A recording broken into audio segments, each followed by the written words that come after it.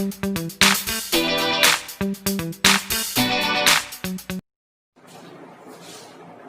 बच्चों, स्वागत है आपका मेरे YouTube channel physics bye Puneet sir पर, आपका अपना चैनल।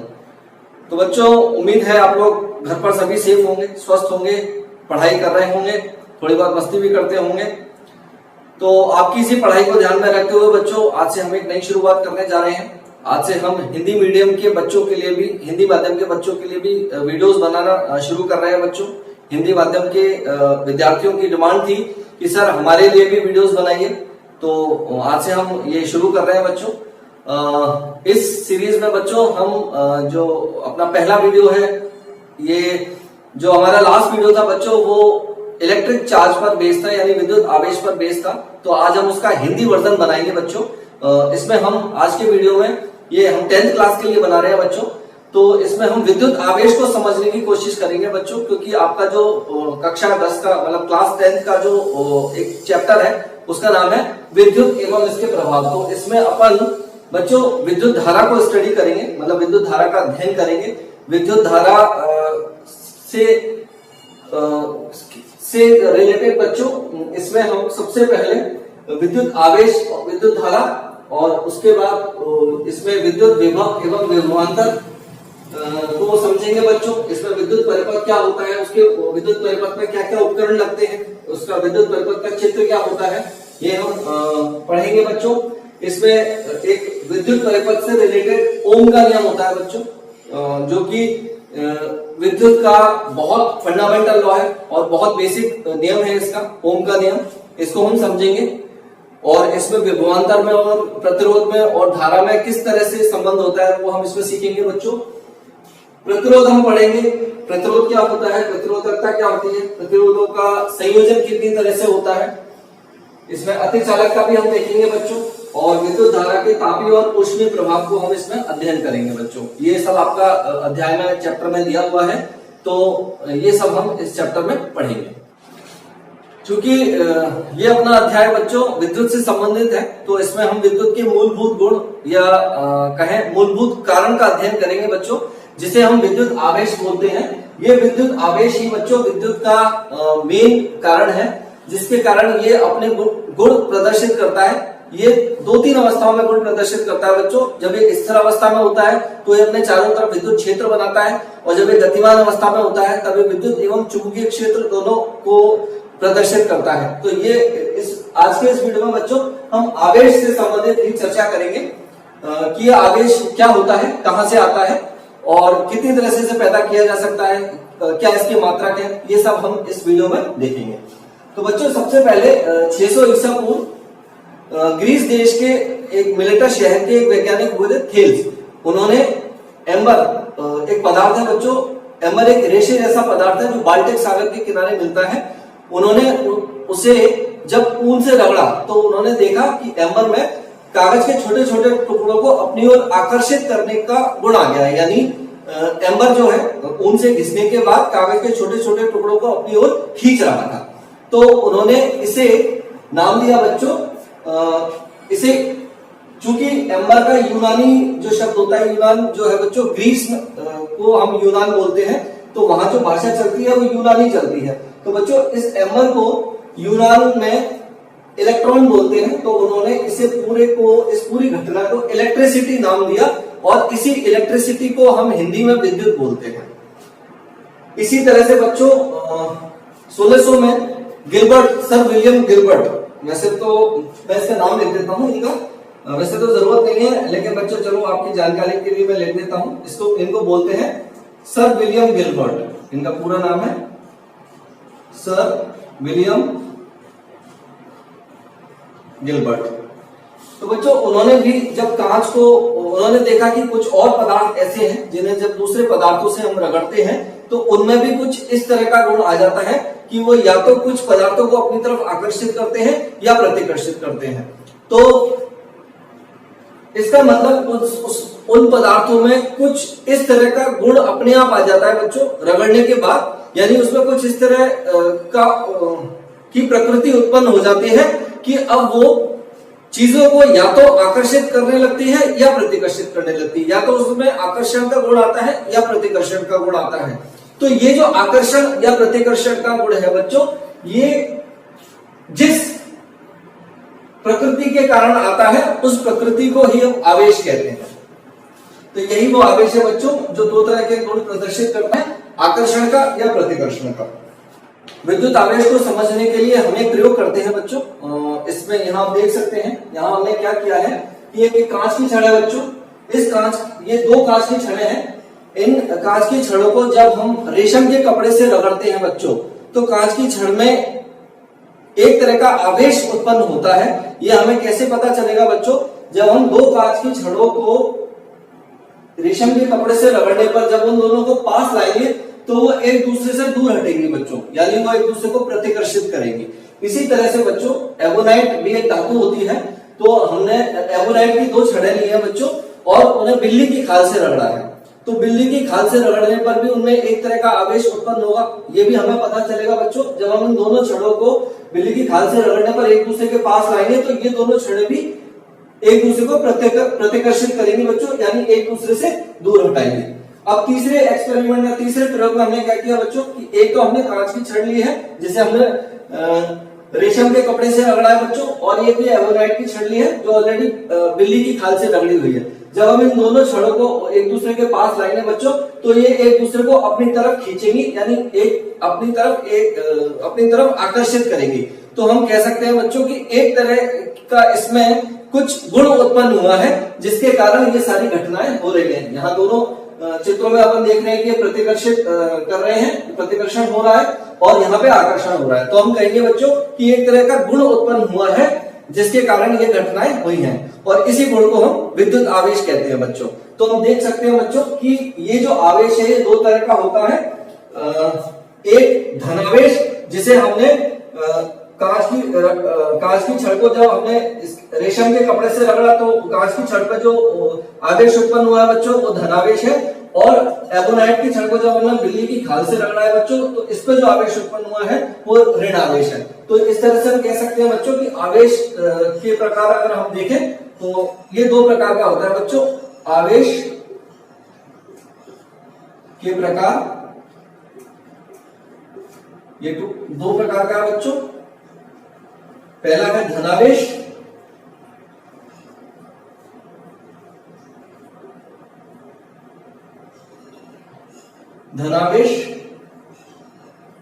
और दूसरा होता है बच्चों ऋणावेश। और धनावेश को बच्चों हम या तो इस तरह के चिन्ह से प्रदर्शित करते हैं या हम सिंपल लेते हैं प्लस क्यू, या इस तरह से प्लस क्यू, और बच्चों ऋणावेश को हम या तो इस तरह से शो करते हैं, इस तरह से दिखाते हैं, या फिर इसे माइनस क्यू या माइनस क्यू इस तरह से लिखते हैं इसे बच्चों।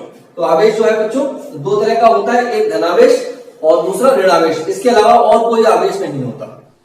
तो बच्चों इस तरह से अगर हम विद्युत आवेश की परिभाषा बनाना चाहें तो हम कहेंगे कि किसी पदार्थ का वह गुण जिसके कारण वह विद्युत एवं चुंबकीय प्रभाव प्रदर्शित करता है, उत्पन्न करता है अथवा इनका अनुभव करता है, उसे विद्युत आवेश कहते हैं। हम जानते हैं बच्चों कि कोई भी जो पदार्थ है वो दो तरह के गुण प्रदर्शित करता है। इसमें बच्चों इसका जो पहला गुण है पदार्थ का वो ये है कि उसमें एक तो द्रव्यमान होता है। अगर हम पदार्थ के गुणों की बात करें, पदार्थ के गुण, तो बच्चों इसका पहला जो गुण है वो है कि उसमें द्रव्यमान होता है। हम लोग जानते हैं, हमने पढ़ा हुआ है कि किसी भी वस्तु में उपस्थित कुल द्रव्य की मात्रा को उसका द्रव्यमान कहते हैं बच्चों। और दूसरा गुण ये है बच्चों कि वो आवेश को भी प्रदर्शित करता है। अब इसमें अंतर जो है बच्चों वो ये है कि द्रव्यमान तो उसमें जितना भी द्रव्य है उसके कारण है। मतलब जैसे सपोज कीजिए आप मानिए ये मार्कर है और ये डस्टर है, तो बच्चों ये मार्कर तो प्लास्टिक का बना हुआ है और ये डस्टर जो है वो लकड़ी का बना हुआ है। तो इसमें जितनी भी प्लास्टिक होगी, यानी इसमें प्लास्टिक की कुल मात्रा इसका द्रव्यमान बनाएगी मार्कर का, और इसमें लकड़ी की जितनी मात्रा है वो इस डस्टर का द्रव्यमान बनाएगी। तो बच्चों इस तरह से द्रव्यमान तो सिंपल इसका जो द्रव्य होगा किसी भी पदार्थ में, किसी भी वस्तु में, वो डायरेक्ट होगा। लेकिन बच्चों इस आवेश, ये जो आवेश होता है, ये आवेश जो है हम कह सकते हैं कि अप्रत्यक्ष रूप से होता है। यानी कोई भी जो वस्तु होती है बच्चों, वो हम कहेंगे कि विद्युत रूप से उदासीन होती है। ये उदासीन होने का मतलब है कि उसका जो कुल चार्ज है, यानी उसका टोटल जितना धनावेश है और जितना ऋणावेश है, वो आपस में मिलके शून्य होता है। शून्य होने के कारण हम कहते हैं बच्चों कि वो विद्युत रूप से उदासीन होती है। लेकिन वस्तु पे आवेश जो है वो हमें पैदा करना पड़ता है। पैदा करने का के चार जो पहला नियम है बच्चों, वो घर्षण का है। या हम पढ़ चुके हैं कि अगर हम उस वस्तु को किसी दूसरी वस्तु से रगड़ेंगे तो उस पर आवेश उत्पन्न होगा। अब यह आवेश उत्पन्न कैसे होगा बच्चों? ये आवेश उत्पन्न होने का एक सिद्धांत है जिसे हम इलेक्ट्रॉन सिद्धांत कहते हैं। ये अब हम पढ़ेंगे। अब हम आवेश के इलेक्ट्रॉन सिद्धांत की बात करेंगे। इस पे हम देखेंगे कि बच्चों किसी भी वस्तु को आवेशित करने के लिए मुख्य रूप से इलेक्ट्रॉन जिम्मेदार होते हैं, प्रोटॉन और न्यूट्रॉन नहीं। तो बच्चों परमाणु की संरचना हम जानते हैं कि ये बच्चों चित्र में परमाणु की संरचना प्रदर्शित की गई है। इसमें बीच में इसका धनावेश है, यानी इस बीच में जो बीच का जो भाग होता है बच्चों, उसको हम नाभिक बोलते हैं। और नाभिक में प्रोटॉन और न्यूट्रॉन उपस्थित रहते हैं बच्चों। प्रोटॉन हम जानते हैं बच्चों, परमाणु के 3 मौलिक कण होते हैं, जिसमें इलेक्ट्रॉन होते हैं और प्रोटॉन होते हैं और न्यूट्रॉन होते हैं। इसमें बच्चों इलेक्ट्रॉन जो होते हैं वो तो ऋणावेशित होते हैं, प्रोटॉन धनावेशित होते हैं, न्यूट्रॉन आवेश रहित होते हैं, यानी न्यूट्रॉन पर कोई आवेश नहीं होता। बच्चों ये जो इलेक्ट्रॉन होते हैं ये अलग अलग कक्षाओं में वितरित रहते हैं, अलग अलग कक्षाओं में उपस्थित रहते हैं बच्चों। और बोर्ड में बताया था कि एक कक्षा में मैक्सिमम यानी अधिकतम नंबर ऑफ इलेक्ट्रॉन जो है, यानी इलेक्ट्रॉनों की जो कुल संख्या है बच्चों, तो 2n² से देते हैं यहाँ पर। मतलब बोर्ड ने ये बताया था कि कक्षा में जो इलेक्ट्रॉन है बच्चों वो 2n² से दिए जा सकते हैं, जहां पे n जो है वो कक्षा की संख्या है बच्चों, कक्षा की संख्या है। तो इस हिसाब से बच्चों पहली कक्षा में यानी n बराबर 8 में बच्चों जो नंबर ऑफ इलेक्ट्रॉन आएंगे, यानी कुल इलेक्ट्रॉन जो होंगे वो 2 × 1² यानी 2। इसी तरह से दूसरी कक्षा में बच्चों ये 8 और 3, तीसरी कक्षा में ये 18 और इसी तरह से चौथी कक्षा में बच्चों ये हो सकते हैं 16, 32। ये इलेक्ट्रॉनों की वितरण की व्यवस्था है बच्चों। ये बोर्ड ने बताया था कि पहली कक्षा में 2 इलेक्ट्रॉन होंगे, दूसरी कक्षा में 8 इलेक्ट्रॉन होंगे, तो ये 8 इलेक्ट्रॉन वितरित है बच्चों। और तीसरी कक्षा में 18 इलेक्ट्रॉन होंगे और चौथी कक्षा में 32 इलेक्ट्रॉन होंगे। तो ये परमाणु की संरचना है बच्चों। इसमें पूरा जो ऋणावेश है वो अलग अलग कक्षाओं में उपस्थित रहता है, क्योंकि इलेक्ट्रॉन जो होते हैं वो ऋणावेश होते हैं और इलेक्ट्रॉन जो है अलग अलग कक्षाओं में वितरित रहते हैं। और इसका जो पूरा धनावेश है बच्चों वो परमाणु के नाभिक पे उपस्थित रहता है, यानी जितना भी प्रोटॉन्स हैं वो सारे प्रोटॉन इसके नाभिक में रहते हैं बच्चों। तो नाभिक में प्रोटॉन और न्यूट्रॉन दोनों उपस्थित रहते हैं। ये परमाणु की संरचना है बच्चों। और इलेक्ट्रॉन पर जो आवेश होता है उसका मानवी में आपको बता देता हूं बच्चों, ये होता है -1.6 × 10⁻⁻19 यानी 1.6 × 10⁻⁻19 कूलम। ये इलेक्ट्रॉन पर आवेश की का मान है बच्चों। और सेम यही आवेश प्रोटॉन पर होता है और इसका जो मान होता है इसका जस्ट उल्टा होता है बच्चों। इसको हम बोलते हैं प्लस 1.6 × 10⁻⁻19 कूलम। तो ये जो आवेश का मान है बच्चों ये इलेक्ट्रॉन पर होता है और ये जो आवेश का मान है ये प्रोटॉन पर होता है। तो हम कह सकते हैं बच्चों कि जितने इलेक्ट्रॉन परमाणु में होते हैं उतना ही प्रोटॉन परमाणु में उपस्थित रहते हैं। तो इस तरह से परमाणु विद्युत रूप से उदासीन होता है, यानी कि पूरा का पूरा ऋणावेश धनावेश को बराबर कर देता है बच्चों।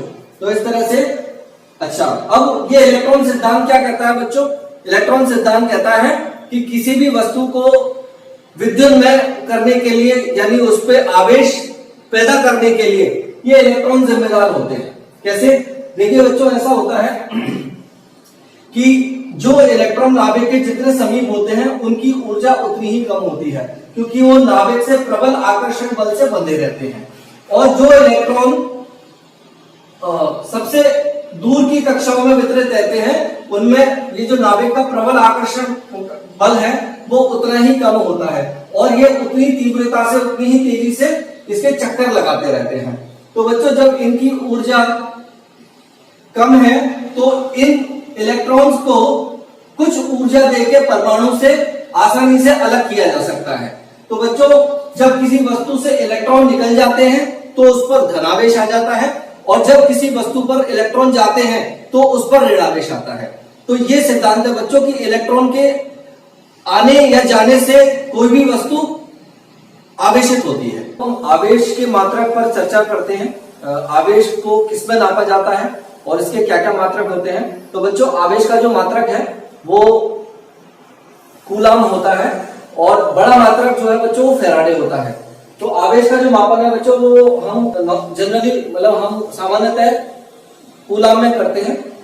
और बच्चों एक कूलाम आवेश कितना होता है ये आप देखिए 6.25 यानी 6.25 इंटू 10 की घात 18 यानी इतने सारे इलेक्ट्रॉनों पर जो आवेश मिलकर बनेगा बच्चों वो एक कूलाम आवेश के बराबर होता है। और इसी तरह से ये 6.02 इंटू 10 की घात 23 यानी इतने सारे इलेक्ट्रॉनों पर जो आवेश बनेगा बच्चों वो एक फैराडे आवेश होता है।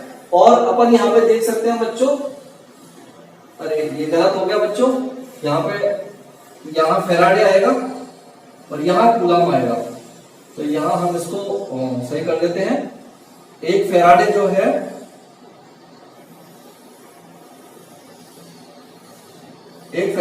बच्चों इतने कूलाम के बराबर होता है। यानी आप सोच सकते हैं बच्चों 96,500 कूलाम आवेश मिलकर एक फैराडे आवेश के बराबर होता है। तो इस तरह से हम कह सकते हैं बच्चों कि फैराडे जो है वो आवेश का सबसे बड़ा मात्रक होता है। और बच्चों चूंकि ये मात्रक बड़े हैं इसलिए हम इनके छोटे मात्रक भी काम में लेते हैं। ये एक माइक्रो कूलाम बच्चों, माइक्रो का जो चिन्ह होता है वो इस तरह से होता है, इसे हम म्यू कहते हैं यानी म्यू। और ये म्यू की यानी माइक्रो की जो वैल्यू होती है मतलब इसका जो मान होता है बच्चों 10 की घात -6 होता है। यानी एक का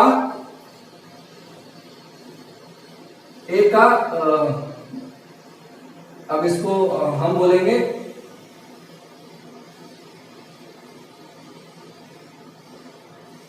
10 लाख भाग जो बनेगा बच्चों वो इतने कूलाम के बराबर बनेगा।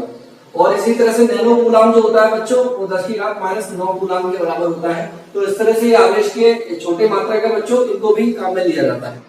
अब हम एक बहुत ही बेसिक कॉन्सेप्ट पर बात करेंगे बच्चों, बहुत ये इंपॉर्टेंट कॉन्सेप्ट है और इसे हम बोलते हैं विद्युत आवेश का क्वांटीकरण। ये हिंदी मीडियम की किताबों में इतना गहराई में नहीं मिलता है बच्चों, लेकिन मैं आपको बताना चाहूंगा क्योंकि इसमें आप एक या दो न्यूमेरिकल सॉल्व करेंगे बच्चों जो Q = Ne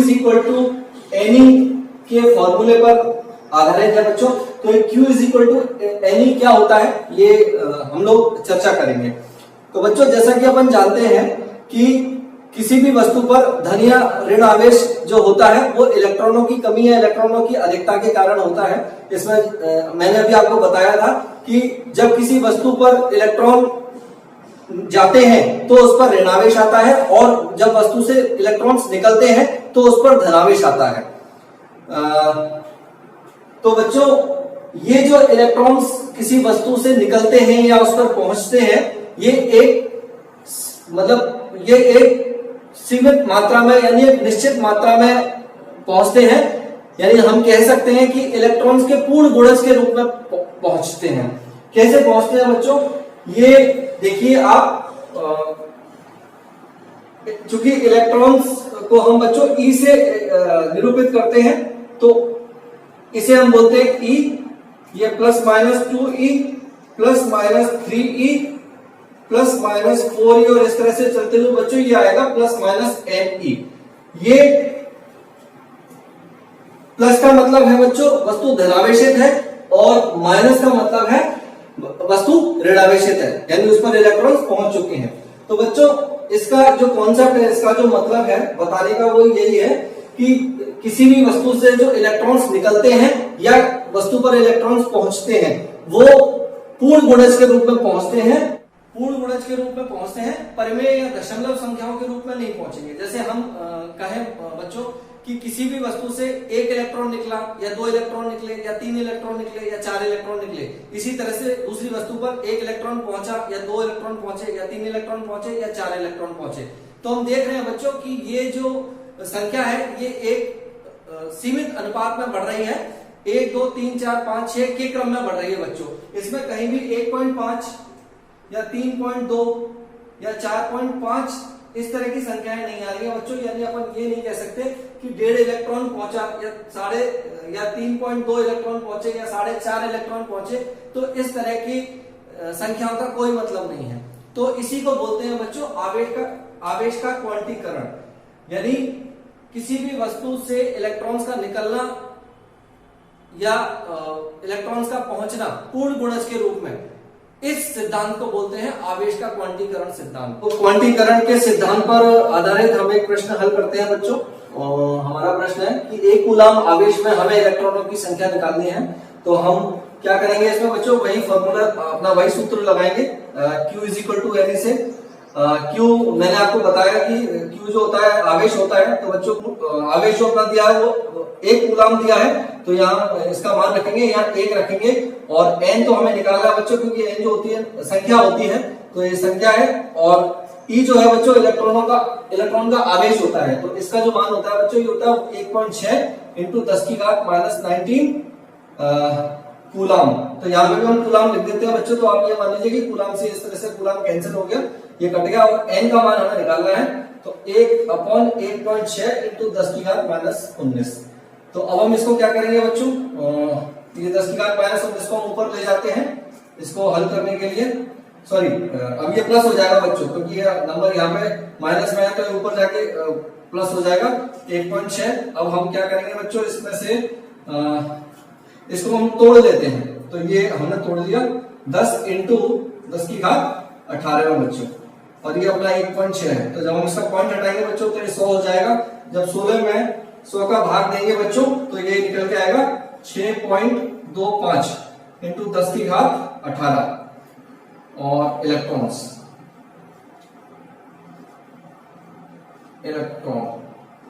इतने सारे इलेक्ट्रॉन निकल गया बच्चों 1 कूलम आवेश में। तो इस तरह से हमने Q is equal to Q बराबर Ne के सूत्र से बच्चों हमने नंबर ऑफ इलेक्ट्रॉन निकाले 1 कूलम आवेश में। तो बच्चों ये था हमारा हिंदी मीडियम का आज पहला वीडियो। इसमें